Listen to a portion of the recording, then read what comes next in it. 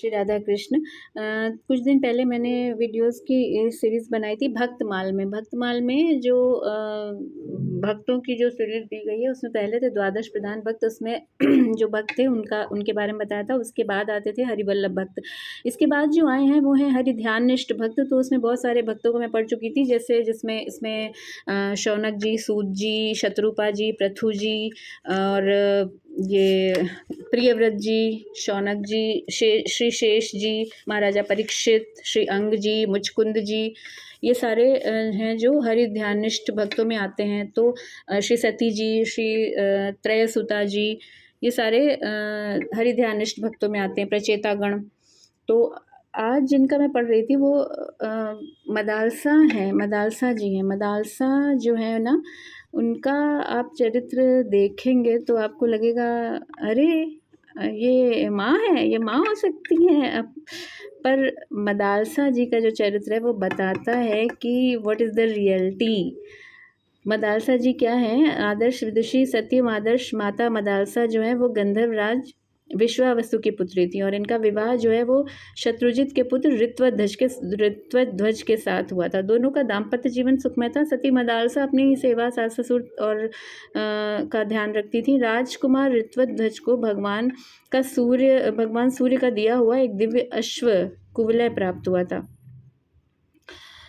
उसकी आकाश पाताल सर्वत्र अबाध गति थी और राजकुमार ऋतध्वज का दूसरा नाम कुवलयाश्व भी था। तो कहानी तो बहुत बड़ी है, पूरा नहीं करते हैं। मेन जो बताते हैं मदालसा जी के लिए हम ये बताते हैं कि जो मदालसा जी हैं इनके 4 पुत्र हुए थे। तो जो 3 पुत्र हुए उनको मदालसा जी ने दे दिया था ज्ञान की मुमुक्ष निवृत्ति मार्ग की ओर मोड़ दिया था कि मत रमो यहाँ पर तुम ज़्यादा। जब चौथा पुत्र हुआ, जब राजा अपने पुत्रों का नाम रखते थे ना, तो मदालसा जी हंसती थी, क्योंकि वो जब नाम रखते थे तो मतलब बड़े शूरवीर वाले नाम रखते थे। जैसे विक्रांत नाम रखा दूसरे पुत्र का, और जब तीसरा पुत्र हुआ उसका नाम क्या रखा, सुबाहु।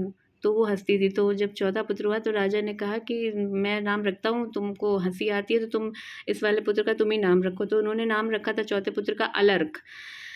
तो राजा हंसे कि ये क्या नाम हुआ।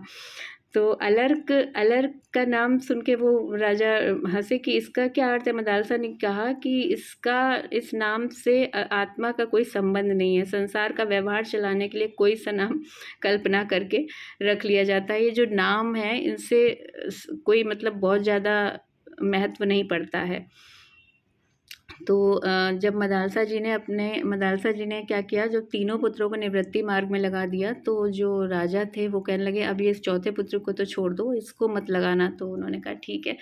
तो जब चौथे पुत्र को उन्होंने नहीं लगाया निवृत्ति मार्ग में, तो उन्होंने चौथे पुत्र से कहा जब तुम पर कोई संकट आए तो तुम ये जो श्लोक है, ये तुम्हारी अंगूठी में मैं बांध के जा रही हूँ, इसको तुम पढ़ना। तो वो श्लोक जो है वो लिखती हैं, देखिए बहुत ही सुंदर श्लोक है ये। संगः सर्वात्मना त्याज्यः सश्चेत्युक्त न शक्यते ससिद्धि सकर्तव्यः सतां संगो हि भेषजम् कामः सर्वात्मना हेयो हातुं चेच्छक्यते न सह मुमुक्षां प्रति तत्कार्यं सैव तस्यापि भेषजम्। संग आसक्ति का सब प्रकार से त्याग करना चाहिए, किंतु यदि उसका त्याग ना किया जा सके तो सत्पुरुषों का ही संग करना चाहिए, क्योंकि सत्पुरुषों का संग ही औषधि है। कामनाओं को वैसे तो सर्वथा छोड़ देना चाहिए, परंतु यदि वो छोड़ी ना जा सके तो मुमुक्षा मोक्ष की इच्छा के प्रति ही कामना करनी चाहिए, क्योंकि मुमुक्षा ही उस कामना को मिटाने की दवा है।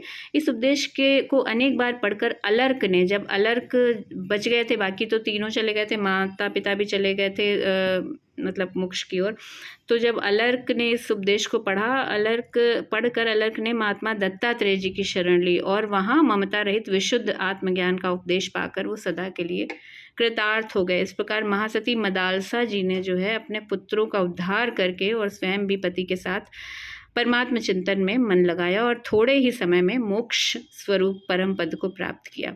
जो इनका ये चौथे पुत्र थे अलर्क थे ना, वो राज्य में रह गए थे क्योंकि पिता ने कहा अब इनको आप निवृत्ति मार्ग में मत लगाइए। तो जो इनके जो भाई थे, बड़े भाई सुबाहु थे, उन्होंने देखा कि ये बहुत ज़्यादा रम रहे हैं, जो मेरी माँ का जो संकल्प है वो रह जाएगा। तो जो उनके पुत्र, उनके बड़े भाई थे, उन्होंने ही अलर्कपुरी में आक्रमण करा दिया था। जब ये सब हुआ तो अलर्क को बिल्कुल लगा कि माँ ने मुझे ये अंगूठी दी थी, इसमें कहा था कि इसको पढ़ना कि इसके अंदर क्या है। तब जब अलर्क ने वो पढ़ा, फिर अलर्क जो है दत्तात्रेय जी की उन्होंने शरण ली और अपनी माँ और भाई, माता पिता और भाइयों के समान ही मोक्ष परम पद को प्राप्त किया। तो मदालसा जी जैसी माँ कि उन्होंने अपने साथ साथ अपने पुत्रों को भी मोक्ष प्रदान किया।